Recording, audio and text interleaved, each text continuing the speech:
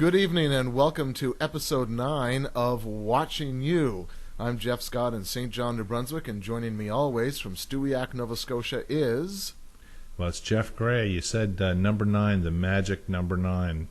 What makes 9 a magic number? Well, first of all, cats have 9 lives. That is true. So for Peter Criss... Yes, in honor of Peter Criss. So we're going to dedicate number 9 to Peter Criss. Montreal Expos had 9 players on the field. There you go.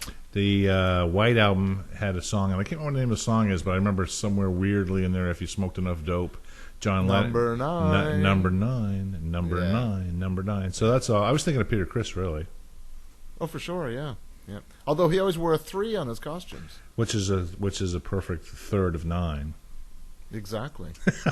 He had 3 lives. He had 3 lives. Yeah, that's right. Did he have 3 lives? How many times did he come back? Well, he had the first life in KISS, second life in the reunion, and now I guess he's on his third one, whatever he's going to do with that. I don't know. 3. Yeah, so anyway, and it's show number 9. Yeah, that's right, yeah. So our topic tonight would be, where are we? We're on the post-aftermath of the Canadian Monster Tour. Yeah. What's this? See that? What do you got there? You don't see it? I can see something. You're swinging something there. I'm not swinging anything. There's something dangling there. It's what comes down. Oh yes, yeah. That's, hang on, I'm having a flashback. That's real confetti, actually. That's real confetti, real KISS confetti. That's real KISS confetti from the show in here in Halifax. Yeah. And just while we're talking about the tour, you're going to be really happy. A little surprise for you. Aha! The KISS tour book. Yeah. Excellent. Yeah. So Blair, of course. Oh no! I just dropped I just dropped more confetti all over the ground here. But you know what's really there's a great picture of my wife thought it was almost like a. What did she call it? She said it was like a snowstorm, which it is. Now, there was some other analogy she used, but there's a great picture of her, and I'll insert it right here. She's just holding up a big pile of the white confetti, and with all the fog in the room, it just had this really eerie, like everything was covered in white, and then the whole atmosphere was just filled with fog, and it was just a really surreal place to be. You know, not many concerts end with that surreal place, and this big handful of confetti, almost like snow. That's the picture. She was like kind of blowing on it, wasn't it? Like that? Yeah. She was gonna blow the confetti. Well, thank you. I tried. The story behind the book is I tried to get a copy of the book. I saw these people with these big tour books, and I thought, I got to get myself to the concession stand and get one of those. Of course, they were all sold. I couldn't get one. It's actually, Blair picked up one for me in Halifax. It's actually quite neat. It's got it goes through the years of KISS, which is kind of neat. And then what's really strange about it, it pays very little attention to the new KISS, interestingly enough, but it's got lots of great retro photos in there. And while we're on the topic of makeup, well, can you hold that thought? Well, you don't know what my thought is. Oh, okay, go ahead. My thought was, I'm going back to when you said you had a picture of Jennifer there. Yeah. Okay, I have to say this, and this isn't just about Jennifer, but in your mind, is there anything hotter than beautiful women dressed up in KISS makeup? Oh, no. In fact, for our Halloween show, we have 4 lovely female ladies joining us in KISS makeup. So there's a little plug for the Halloween show coming up in October. Yeah, and I tell you, it really works for me. And we actually friended a page of this female KISS band from East Coast. Kisses? Kisser. Kisser. Yeah, great band. Yeah. So anyway, we're. Who's your favorite? Oh, I can't say. I would say. Oh, I can say actually. I find the drummer extremely... I do, too. I have a thing for the drummer girl. Oh, my God. But we shouldn't be talking like this is, get ourselves in trouble. But luckily, what's really great is we know that both of our wives don't watch this show. Well, actually, today my wife was saying she still wants to come on the show and interview us and give her perspective as a wife of a KISSaholic. I think it's a great idea, actually. I really do. I really think that's an interesting perspective on this, because I think that KISS fans, and you're are really unique. And I think spouses that aren't Kiss fans that live with a spouse that is a Kiss fan have a very interesting life to deal with. Right? They do, and they become Kiss fans through osmosis. I mean, my wife is just so sick of hearing me talk about Kiss. It's I have to tone it back. I do. It's a bit of they learn to tolerate it. Right, more than anything else. It's like, but anyway. So that was my thought. Anyway, my thought was about females in Kiss makeup. So that's all I'm saying, right? Cool. Getting back to book, I have something new as well. Oh, did you get that new book? I got nothing to lose. Right. I got nothing to lose, baby. Wow. We didn't say you could sing. We said you weren't supposed to sing. Didn't we say that? Like the episode. What episode was that? It reminded me of this book because what you said was you were impressed that the tour book had so much vintage pictures. Now here's a book that's just hot off the press. In fact, I got it 2 days ago, and it said release date was September 10th, and I think I got it on September 8th. Anyway, on the front cover you have this vintage 1975 photo with Ace and Peter, very clear. On the back cover we have looks like something from the Hotter Than Hell album cover shoot, not the back cover. But the front cover.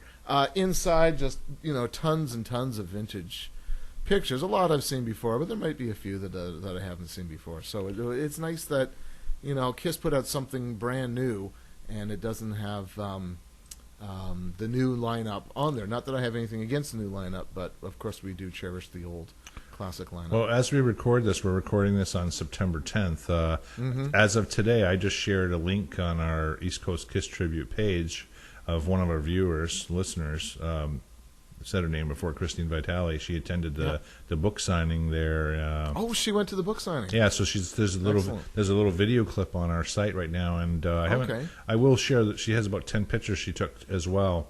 Well, we'll have some. We'll insert pictures here as we're talking about it. Well, what's really, I just got a message from her saying, I asked her how it was, and she said she was talking to Paul, right? And anyway, so I guess he made Christine, marry me. Well, I guess he made fun.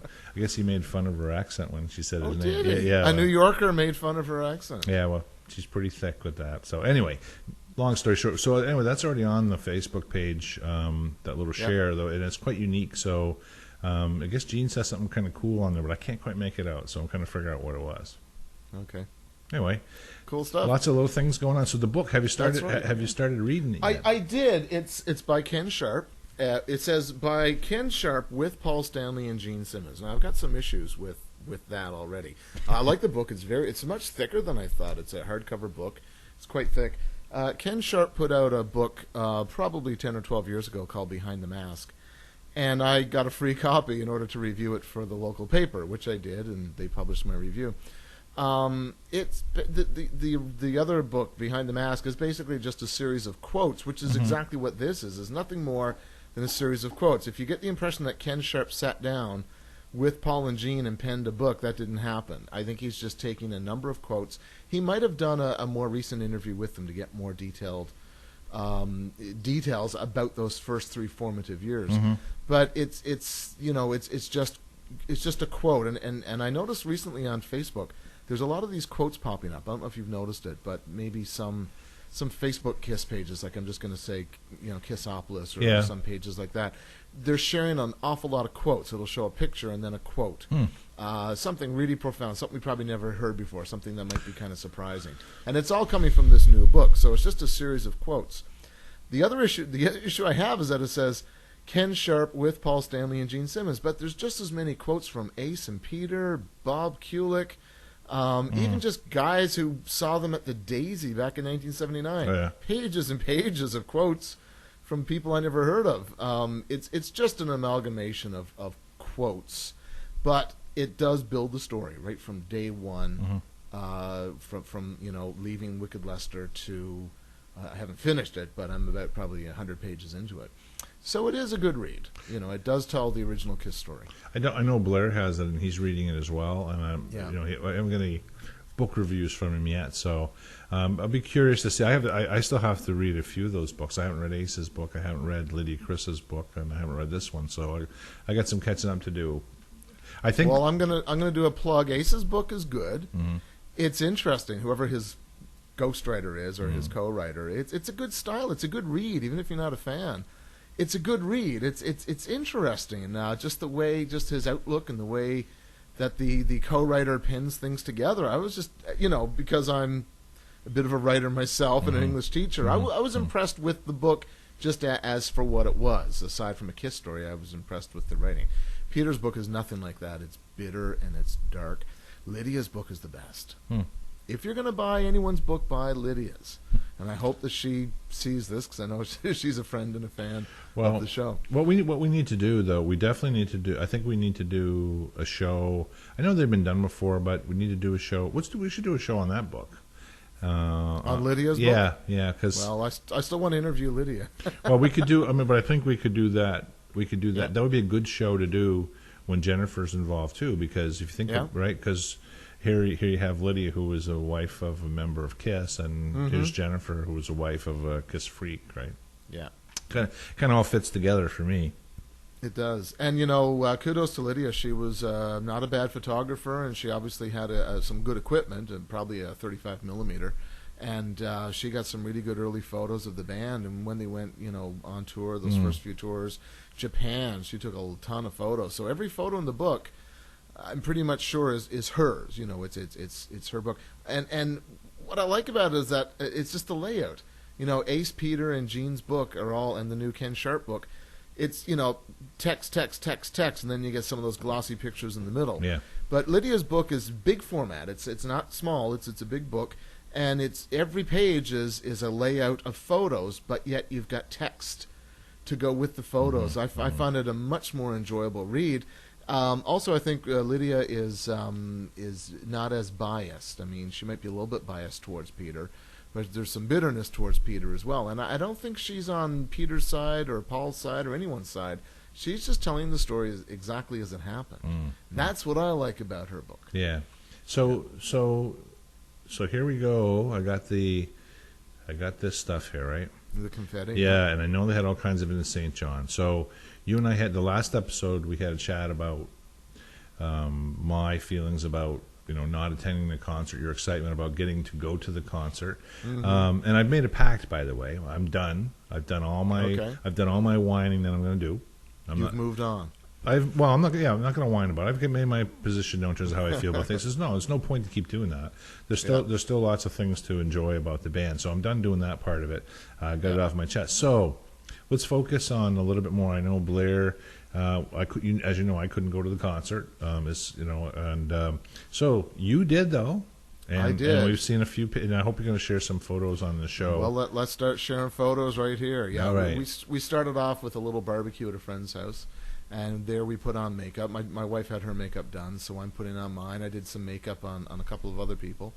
Got into costume there. We went down. We completely missed the first act, but we didn't really care. My wife just wanted to be seen, so we went outside, and most people were inside, but still some smokers outside, so they were really happy to get their picture taken with us. Hold on. You got to back up, though, because before that even started, you guys did a lot of work just to get to the point where you got the makeup on, didn't you? I mean, where did you get your outfit? Where did she get her outfit? Oh, she went to a used thrift store and found this really funky dress for $2.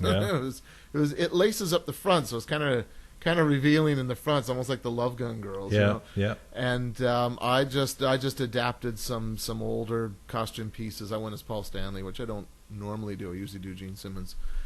So I adapted a few costume pieces and From the Jeff Scott KISS vault.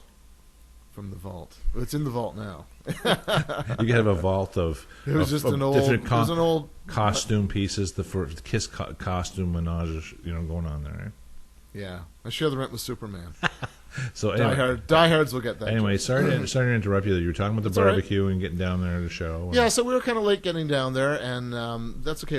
I wanted a picture with the marquee because here I am it's not my hometown. I'm from Newfoundland, but here I am in the town where I live, St. John, New Brunswick. And I wanted a picture of me underneath the marquee, and it said "KISS tonight." We got the photo.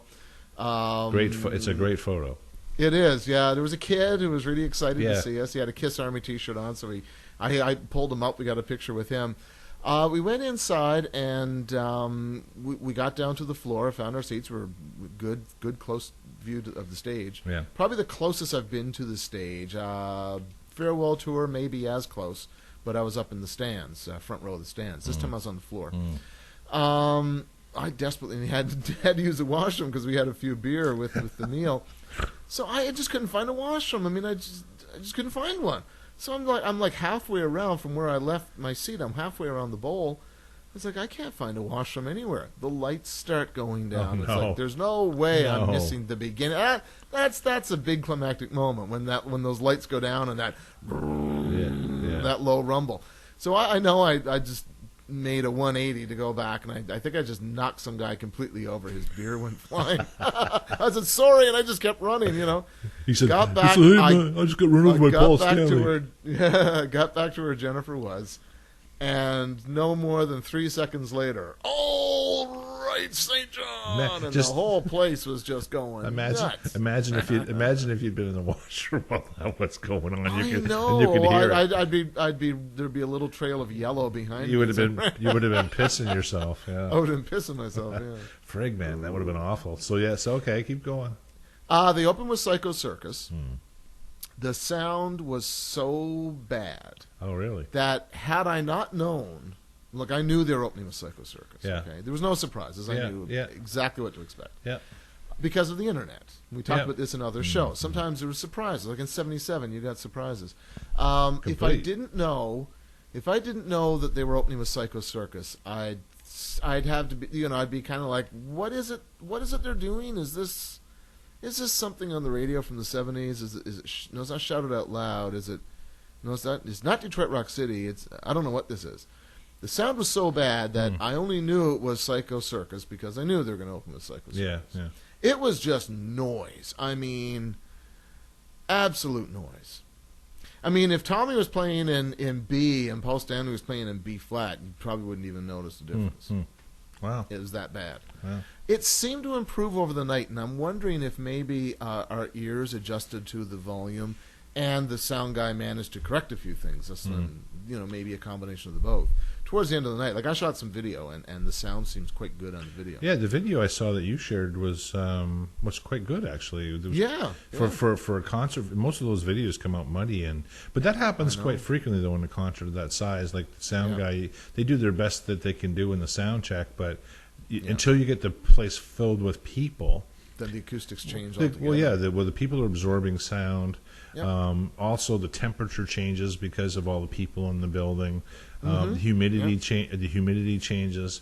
So so it can take. I know you know all this stuff. I'm just talking, for people who may be not aware of that kind of stuff. But those subtle changes can really make a difference to the sound person and what you hear. But nonetheless, when you put that kind of wattage out, if you're not used to listening to that kind of stuff, it takes a while to, like you said, to absorb it. Oh, it certainly does. Yeah. And we had earplugs, and we weren't going to lose our hearing over this. I brought special plugs I use in the band, so it does decrease the decibels, but you still get the frequencies. Okay. Whether Paul's saying good or not, it's hard to say. Now, when I played back the video, I did the solo in the tail end of Rock and Roll All Night. Right. You could tell Paul wasn't really on pitch. Yeah. But for the rest of the night, I don't think anyone cared. And here's what I've said in retrospect. I've often said, the size of the spectacle itself is much bigger than Paul's voice. Mm-hmm.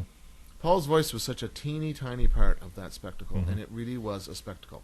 I've seen the reunion tour, I've seen the farewell tour, and I saw the Sonic Boom tour.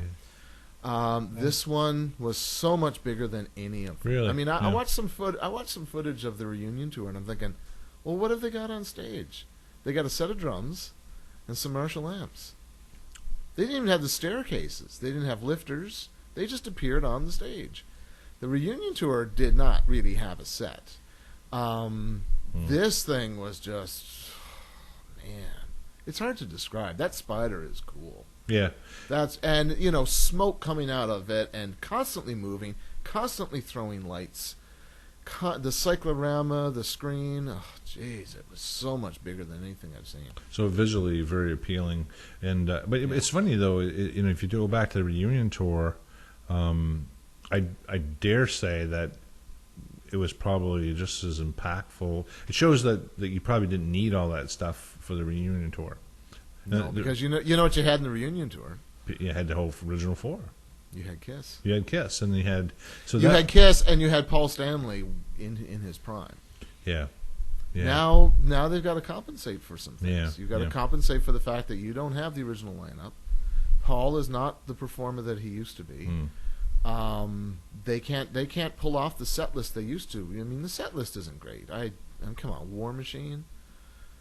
Well, it depends. Again, that depends on your taste, right? So it depends on your taste. Yeah, I mean, come on, the reunion tour. I got Watchin' You.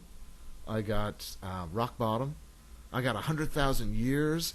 These are my all-time favorite. I think Parasite. I mean, this is KISS. War Machine. That's like, you know what? It's 82, and I'm just getting tired of these guys, and their music just doesn't excite me anymore. That's what War Machine is to me. Yeah. I just don't care for it. It's just not one of my favorite KISS tunes. I mean, yeah.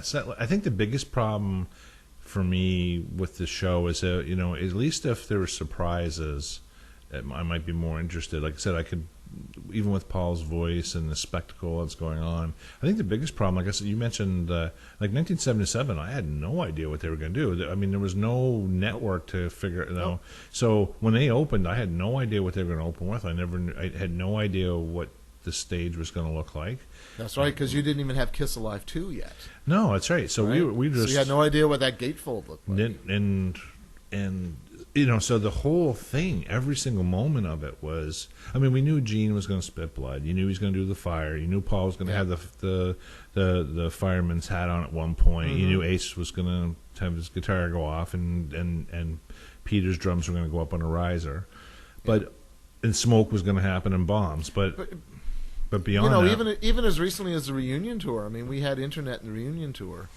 But, I mean, you just didn't have as many KISS sites, and you certainly didn't have all those Facebook pages. When I went to see the reunion tour, after Gene did the blood, he flew up into the truss, and I did not expect that. And, of course, I'm far enough away that I can't see the wires.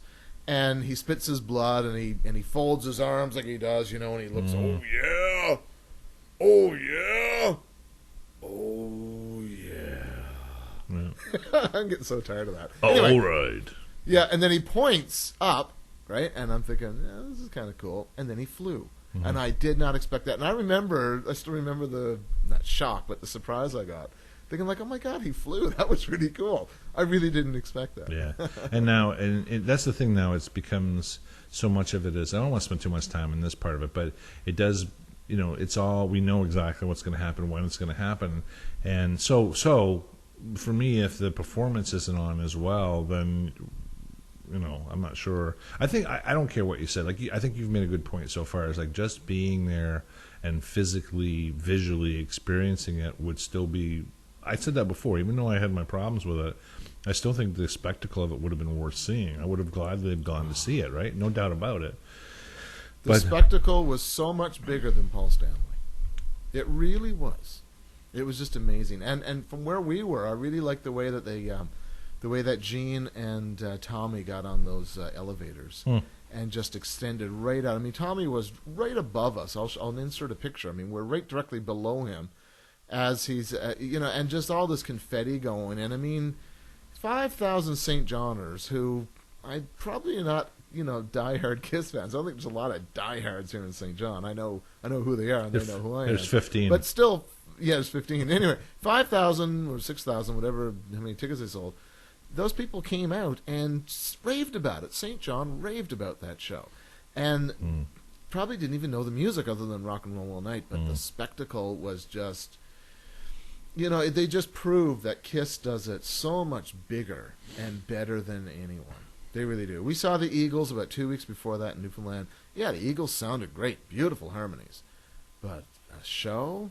It wasn't a show. It was a bunch of guys on stage. I would say to this day, my favorite show that I've seen is Alice Cooper, and for the same, you know, it's not because definitely. I mean, Alice Cooper's never been a great singer. He's never been the singer that Paul Stanley was. No.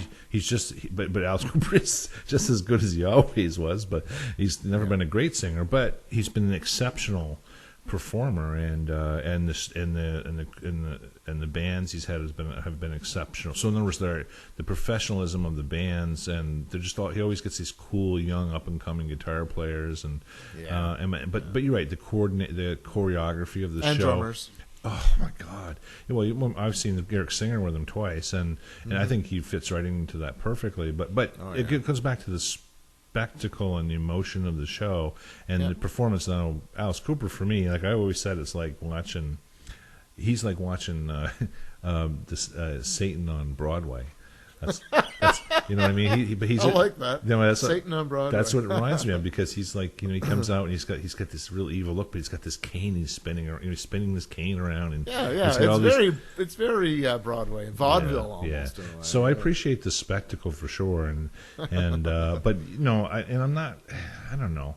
I think I'd go to see any live music if it's done well, but my impression of it would be, like just to play music, then you better be putting on because even Rush has a bit of a show, what I mean? It's not nowhere near what KISS would do in terms of, explosions and those kind of things, but enough of a show to keep it exciting.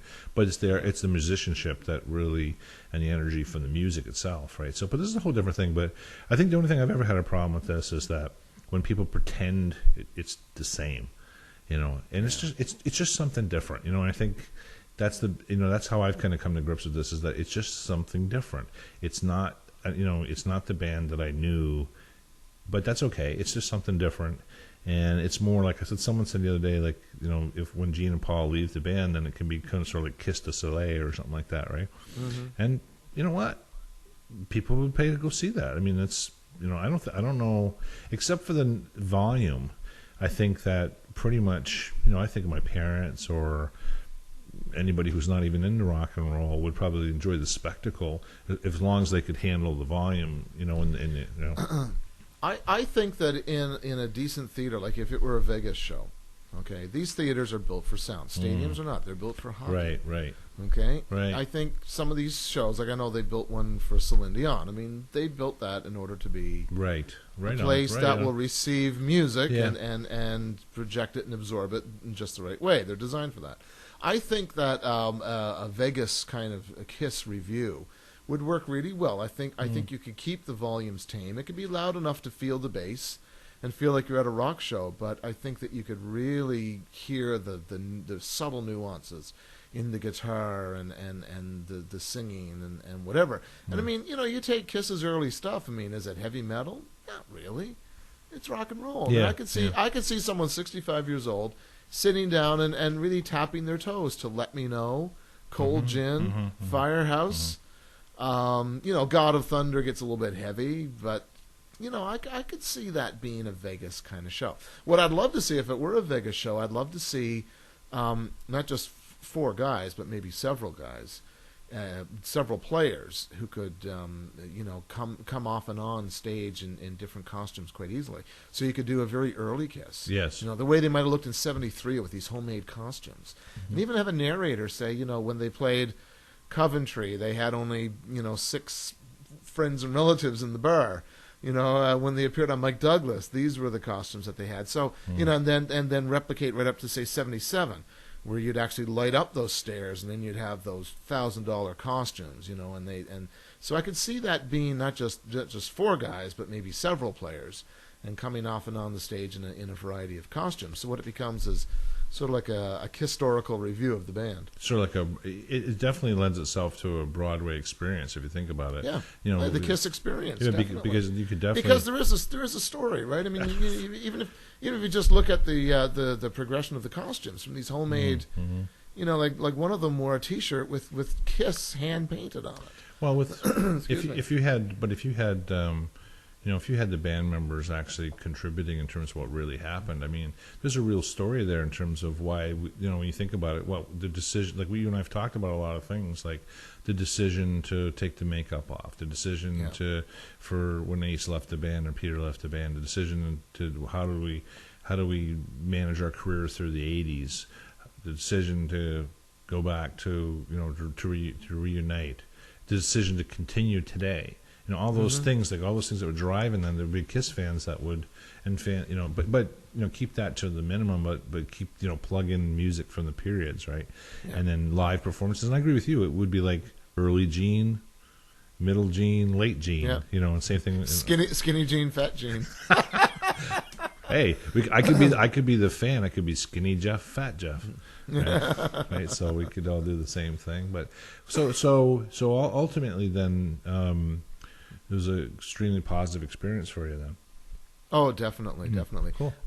It brings me back to something that was kind of floating around the internet just prior to the Canadian summer tour.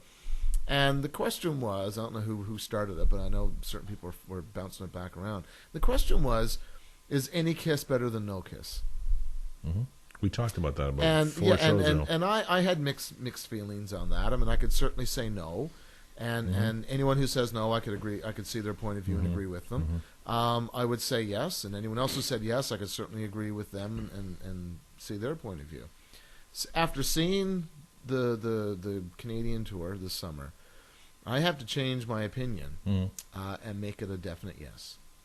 That some KISS is better than no KISS because again, the spectacle, the stage, the presentation, the size, the energy, the loudness was so much bigger than any one person on stage. It really was. You could replace Paul and Gene and do that same show, and it's amazing. You would enjoy it. You'd think you're at a KISS concert.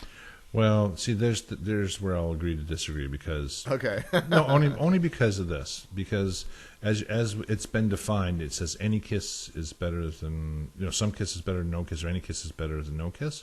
Yeah. I would just argue that what you saw wasn't KISS. I would just argue that. I just argue that. No, hold on a sec. So is any KISS? Well, that's not the any KISS. Any KISS today would be if the 4 members were together today and they were playing, and I don't think that'd be worth seeing, frankly. But what is another question is what you saw great entertainment, and would it be, is it valid for that kind of entertainment to go on? Sure, but I'm not going to pretend that that's any KISS. It's just it's just some KISS it's a derivative of the original band. I think what they mean by any KISS is here's half of the original band, the rest is a tribute act, and one half of the original band is not performing the way he used to.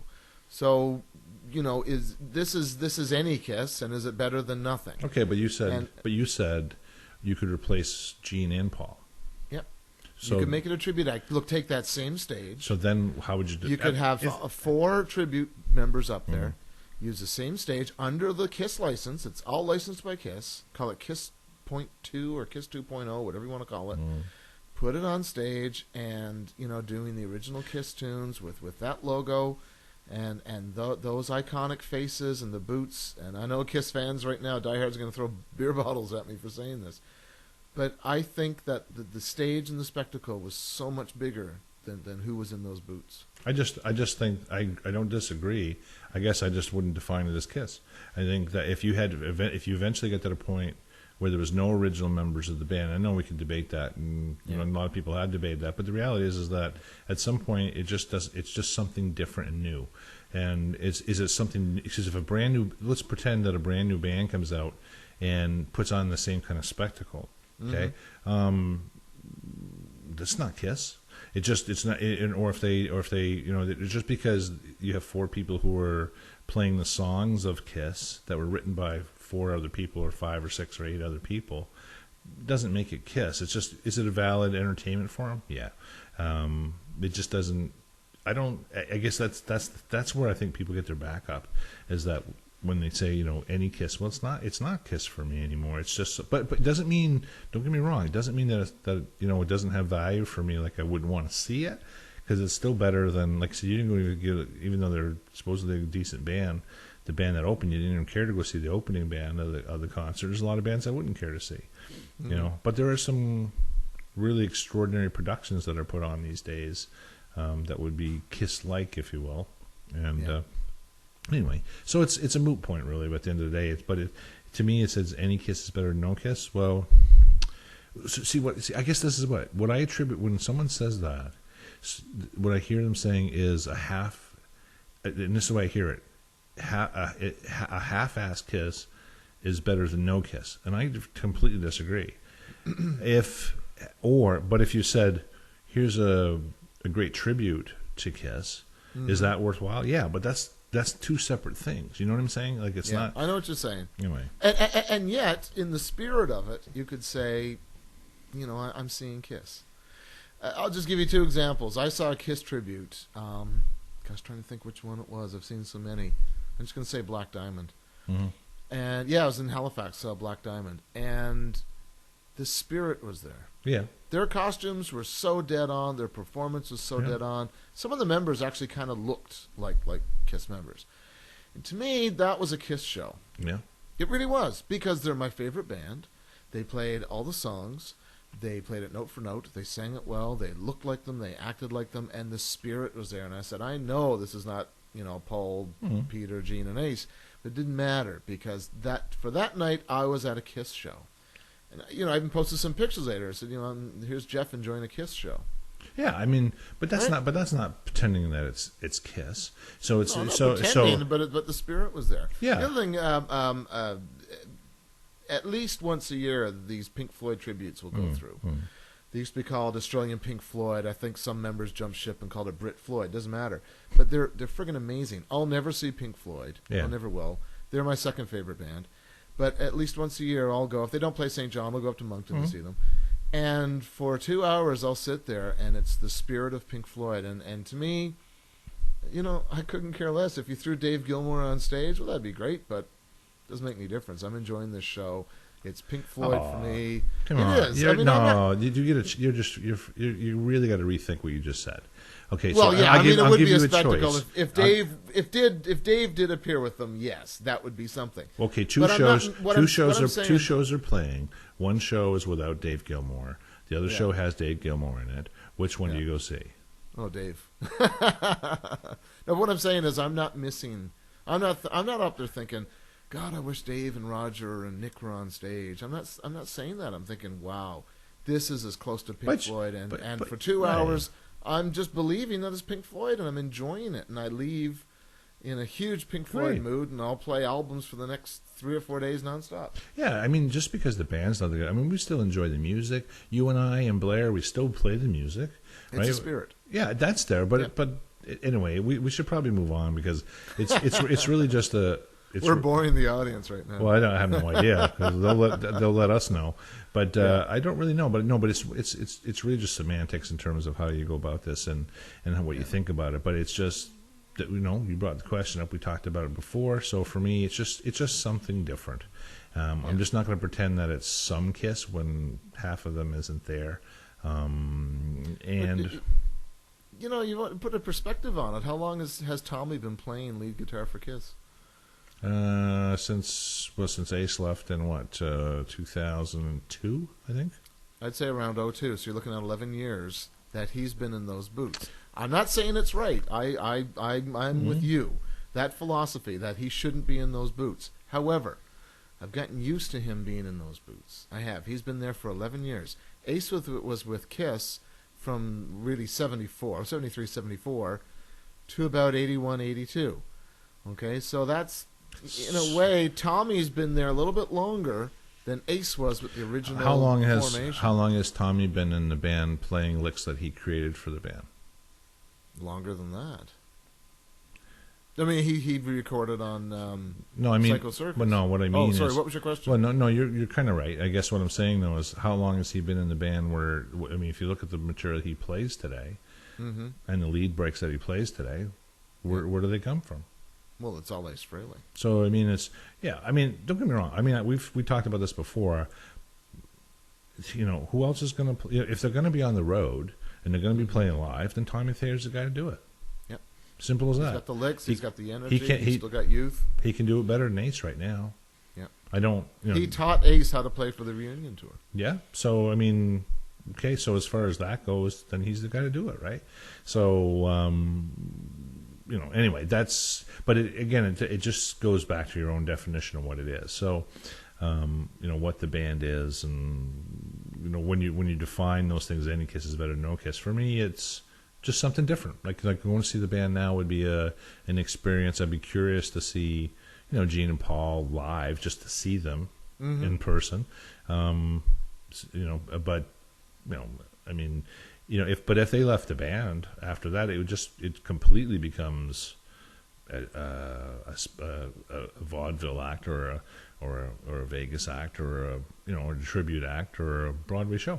And definitely a tribute act. I think where you see it has a lot. If it's a stadium, it's a stadium event.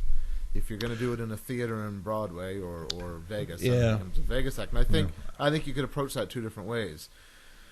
I hate to say it, but I said it about 10 minutes ago. If you replace Paul and Gene and put on that same show at Harbor Station, I think I'd enjoy it just as much, because the stage and the spectacle were so much bigger than any one or any four people on stage. Then what you just said is the Kiss, then Kiss is dead.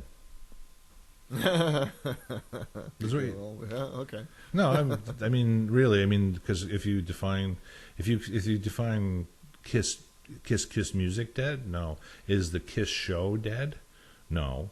But is the people that put the band together and were the heart and soul of it, the people who created the whole thing, if they're not part of it, then that part is gone. And that part will never. It's just different. It's just different. It's different. It's something different. Yeah. Yeah. So I think that had you been to the show, you'd kind of almost feel the same enthusiasm that I have for the show, because you can see all the pictures you want online and you can hear as much as you want about it. But I think when you're in it, just that pounding bass in your chest, there is an energy. Your own adrenaline is pumping, and you're experiencing all this stuff and so many lights and lasers and smoke and don't mistake what I'm saying. Like I agree on that part. I think I would have thoroughly enjoyed the spectacle of the show. I think the experience changes you. And like I say, this is my fourth Kiss show, but this one was different for some reason. I don't know. I certainly had I felt differently about the Monster Tour. I think after having been in it. It's funny because this time around, because of this show and because of our Facebook page, I'm much more in tune what's going on with the band than I would have been, say, 5 years ago. So if the show had come through 5 years ago, I would have just looked at it with a fresh set of eyes without any sort of, political overtones in terms of what's been going on with the band. And so it just would have been the spectacle itself, right? Because I didn't, like I said before, I didn't have any problem with Tommy Thayer stepping in for Ace back in 2002 and for the symphony and those kind of things. I thought he did a great job on the symphony. It just anyway. But, so they couldn't just leave it at that. Paul has to go ahead and say, it's we're not concerned with who's not here. We're concerned with who is here. He had to, even by saying that, he's drawn attention to the fact that Ace isn't there. Why didn't he just do it and say nothing? Yeah, I don't know. There's an insecurity with it, right? They've always been trying to present the politically correct view of the band at the time, and we've said that time and time again that whatever best suits the brand at the moment in their mind is what they're going to do and say. If Ace and Peter somehow miraculously, could come back to the band 2 years from now and they started a whole new tour again, I guarantee you they'd find a way to spin that so that it was. Exactly. Sorry to cut you off. No, that was it. I guarantee they're going to find a way to spin that so it fits that whatever it is they want people to see at that point in time. Exactly. I recently started watching Second Coming, and this is a documentary that Tommy Thayer made about the reunion tour. And one of the first voices you hear is Gene Simmons, and he says, the original lineup is what this band always was and always should be. Not in those words, but that's basically the message. It's like no more than 40 seconds into the documentary, you hear Gene say something about the original lineup was what this band should have always been and should always will be. But he says that didn't last. But again, he spun that to make it fit the paradigm of where Kiss was at that time. He's like if you think about this, he's like the guy he was like the guy with the wagon that traveled through the Old West selling snake oil remedies, right? Yeah. And whatever he had to say to get the stuff sold, he'd say it. Exactly. But you know what? something we got to, here's a good question: is would KISS even exist today if it wasn't for Tommy Thayer? Oh, yes. I don't know. Hey, if it wasn't Tommy, it would be someone else. I don't know. Think about all the things that happened that he was impacted. And I'm not a big Tommy Thayer fan or anything, but as we're talking about this, I'm realizing, think of the impact he's had on the band since he's been around it. And some people, he started off, I know he started off being like, I don't know, a roadie or whatever he was doing for the band. But he's done documentary. He taught Ace how to play the parts. He sat in when he needed to sit into the sets. There's a lot of people behind the scenes. We just don't see them. I mean, there are some names we know, like Doc McGee, Tommy Thayer, Spiro Papadopoulos. These are some people whose names we hear but there's so many people in the organization. There's so many roadies and managers and tour managers and promoters and whatever. I think if it wasn't Tommy, it would have been someone else. I think Tommy and Spiro were brought on because they'd been in this tribute band and were so good at doing KISS. What did Spiro do? I think that Spiro played Gene. You've seen Spiro. No. But what did he do for KISS? He was when I met Tommy and Spiro in Montreal. Tommy was the road manager, and Spiro, I think, was the merchandise manager. Okay. They managed all, but I mean, they were basically go-to guys. I mean, I need this. Spiro, jump. Tommy, jump. When KISS needed something, these were basically their right-hand man. They were. You look at some shots of them backstage. There's Tommy with his short hair, standing between Gene and Ace. He was their road manager. He was their go-to guy. Whenever they needed something, he was the guy. I kind of believe that that people criticize Tommy and say he didn't pay his dues. He just kind of came out of nowhere. No, he didn't come out of nowhere. He was backstage. He was in the wings waiting a long time, and he certainly worked for KISS for a lot of years before he actually put on boots and makeup. So from the outside you can kind of see it as he didn't pay his dues. He just jumped into an icon's boots. That's Peter's impression of it. I see it as someone who's in the organization, who's shown his loyalty, shown his talent, proved himself time and time again. And when they needed a guitar player, I think they should have called Bruce. That would have been fair. But I think Tommy, for what it is, I think he's a good replacement for Ace. Well, sorry, Ace. I love you, Ace. Well, you're my guy. Yeah. Well, hopefully he's watching you.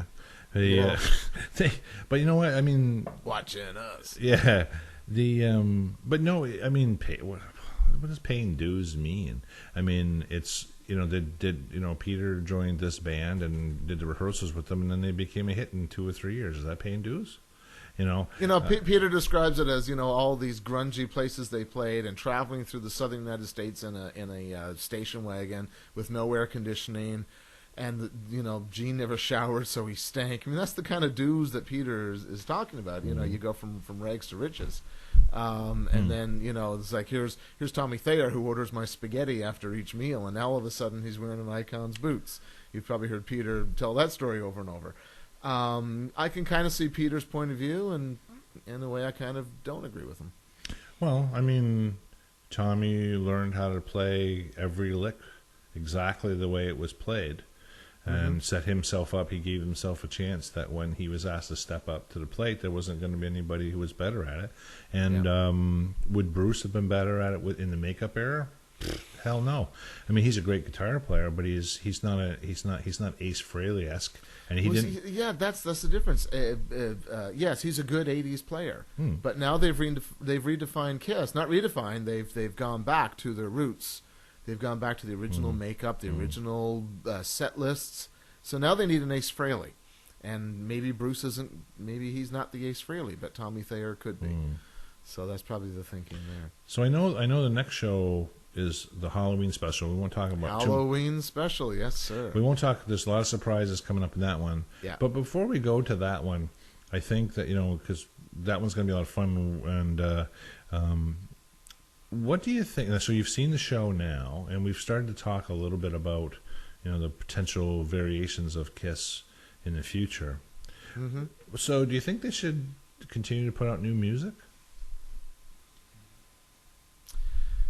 Yes and no. I mean, if it's something that you like, why not? I mean, I didn't buy Sonic Boom. I've heard it. There's bits of it I like. I didn't buy Monster. There's bits of it I like, but it's not my thing anymore. It's not. I mean, I'll I'll go out and buy jazz. I'll go out and buy some easy listening. I'll buy some. Okay, I bought a country CD. Let me change. All right, let me change the question. There's so much more exciting stuff that excites me. If Kiss want to continue that genre of music and people want to buy it, then yes.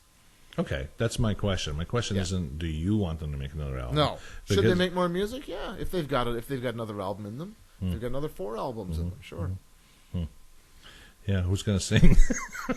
Who's gonna sing? Hey, listen, Gene Simmons is on his game. He's the same as he always was, right? He's consistent. He's solid. He sang and he played the bass and he had the moves, and I'll tell you, Gene ain't going anywhere anytime soon. I don't think he's up there. He's having a blast, and he is solid. I probably said this story before. When I saw them in Newfoundland in the summer of 11, the Sonic Boom tour, Paul was having difficulties. That was very apparent. I don't know if it was apparent to every person in the audience, but as a diehard, it was very apparent to me that Paul was struggling, and Gene carried the show. He really did. He carried that show. He was absolutely solid. And I was saying to my wife afterwards, I said, I have a whole new respect for Gene Simmons after seeing that, because I hadn't seen them in a few years. I saw the farewell tour in 2000. This is 11 years later, and all this, his Family Jewels and all that BS. I don't know. I don't like Gene Simmons the person, but I like the Demon, and I had a whole new respect for the Demon. Gene Simmons as a musician, as a frontman of KISS, he was absolutely solid in the Sonic Boom 11, and he was solid 2 weeks ago or a month ago. Yeah, in St. John, absolutely solid. Yeah, he does his thing. And here's a question for you. Now, this is your book here, right? Yeah, you're getting take care of it. See what's all right. Well, see what's on the back. KISS Kruise, yeah. Okay, October 28th to November 1st, Miami to Key West, and so tell me about your interest in something like that. If you had the money and the time. I could have gone 2 years ago because I was off. I was doing my master's degree, so I had a year off to do that. I thought it was much, much more expensive, and only after it was pretty much booked and done, I realized that I could have gone down. My parents live in Florida. No, they wouldn't have been down there that time of the year. But anyway, I could have gone down, and I could have gone on the KISS Cruise. I would love to, because I think it's just so much more than seeing a KISS show. It's a cruise in itself. I mean, that's got to be fun, right? But you're on a boat with like-minded people. I mean, who's going to be on that cruise? Oh, KISS diehards. Yeah. You've always got something to talk about. If you just go to a bar to have a drink, you're going to run into KISS fans. There was costume contests. I think there was talent shows where people could get up and jam out, and there was that outdoor unmasked concert, a daytime concert with acoustics, and then you got your evening show. I think it would have been just 3 days of absolute fun. Yes, I'd go on a KISS Cruise for sure. Yeah, interesting. Where'd you go? I don't know. I think that I wouldn't take Donna, but I think I'd be going alone. I think the show part of it would have been. I think the acoustic set would scare me now because, like I said, it's just the voice is gone, right? But I liked. I saw footage of one of the KISS Cruises. I'm not sure which one is 2 or 1, and the set list was. I loved it. It was like all B-side stuff. Yes. It was like Two Timer and it was all this Lover All I Can, and Rock Bottom. I think Come On and Love Me. I think from that perspective, I think that would be really cool. I think it's like how many days? 3 or 4 days. I think I'd be a little concerned about all KISS all the time, and I can only talk. I can only talk KISS for so long, and then I think I'm getting bored. Let's move on to something. I think it else. might get. I don't know. I think it would have to be fun. How could it not be fun? Right? Like you said, it would be definitely like 4 days of inundation. I think I do think it's a of all the merchandising things and promotion things that they've done. I think it's a really good idea. I think it's I think it's a great way to pay back to, because if it isn't that expensive, it's a great way to pay back, some fans and help let you get up close and personal, much more close and personal than you would have gotten otherwise. So I think that's a good idea, and I think maybe I would go. I don't think I would. I don't think I would. It would be now. Imagine if it were you and I and Blair. That would be fun. Well, who would sleep? Right? Oh, yeah, but who would sleep together? Well, you and Blair in one bed, and I get the other one myself. Right? that was just a given. These are two bunk berths. Yeah, I think no, but I mean that would be a good time, it would, right? It would, you know. But what? even if it went by myself, you got to run into friends. Oh, you got to make friends. You'd make friends. You know what? You know what? That's so funny you mentioned that, because I don't know if I ever told you. I think I might have told this story. I can't remember. But I had come down and I'd stayed in St. John one night at the Holiday Inn Express, and I was working in St. John. I worked for a bank, right? And a couple of the guys that worked in the bank were huge KISS fans, and they'd found out I played guitar from my Shapr Dude YouTube account, and one of the guys had a guitar, wanted me to test it out, and the other guy, he brought an amp over to my hotel room, and two guys came over, and I just sat there, and neither one of these guys could play, and they just threw KISS songs at me one after the other. Play this, and these two guys, and I just blew me, just me and that one electric guitar, and these two guys were banging their heads and yelling the songs out in the hotel room, and I said, "This is great." I said, where do you see that? I mean, it's really rare to see that kind of what's the look of rabidness of the fan, because it totally, I totally got into it, because wow, I'm playing guitar and these people are like, I can only imagine what it'd be like to play in front of 10, 15, 20, 40,000 people, right? Oh, it's a thrill. Yeah, people that were so much into it, right? Yeah, that's interesting what you're saying about those guys getting right off on your KISS guitar thing. It reminds me of a time that me and a couple of buddies went down to Halifax to see a KISS tribute. We got a hotel room. We just went for the trip. It was fun. But it was Black Diamond. They were playing in Halifax. And we went to the music store that afternoon, and my buddy's a drummer, so he bought a set of sticks. And I brought Les Paul and a little practice amp. So we're in the hotel, and we're basically having a few beers and putting on makeup, going down to the show. And he wanted to try out his sticks, so he had a newspaper. There was a complimentary newspaper in the hotel room. So he sets out all these sections of the newspaper like a drum kit on the bed. So he's sitting Indian style on the bed, and he's got, like these newspapers set up like a drum kit. And I pick up the guitar, and I just started playing Deuce. And then we played Strutter. And then we played the third song on Kiss Alive, whatever it is, Hotter Than Hell or whatever. We did Got to Choose and Hotter Than Hell. Got to Choose. I know there's 5 on the first side. We played those 5. And then I went into whatever it is, She or Parasite. We were in side 2, and then we did side 3. We did the entire Kiss Alive from beginning to end. And the third guy who was with us, he didn't play anything. But he was just having a blast. He's singing along. And and when I went to do a guitar solo, it sounded a little empty, right? So the guys were just kind of like dom dom dom dom dom dom dom dom. They're kind of adding the rhythm, just kind of humming along. But we just had such a blast doing that. So we were, drinking beer and doing that. Finished our makeup, went over, saw a KISS show again. It was a tribute, but that was fun. That was the spirit of KISS. It was a good time.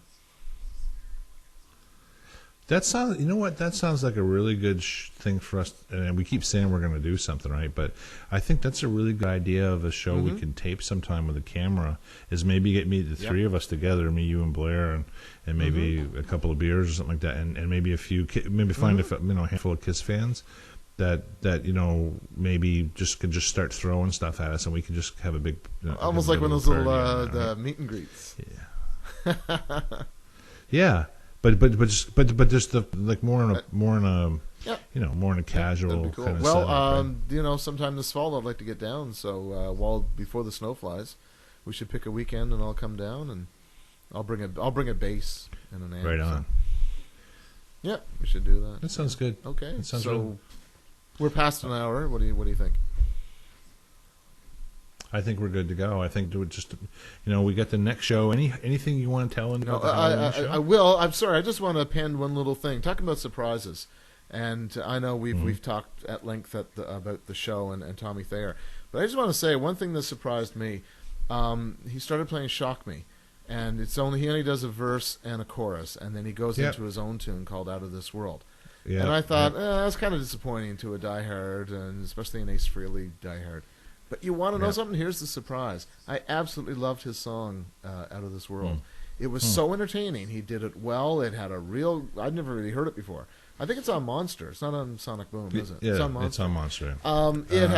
It has a great groove. It had a vibe, and I really enjoyed it. I think one of my favorite songs of the show that night was Out of This World, and that was one of my surprises. So there was some surprises in the Monster show. Yeah.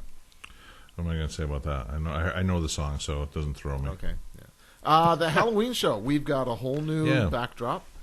We've got a few surprises. We're going to look back in time. We're going to look at TV appearances that KISS made in Halloween specials. We're going to look at how well KISS and Halloween just kind of work hand in hand. I mean, it's the perfect opportunity for the diehard to put on some wig and makeup and just go out and be Paul Stanley for a night.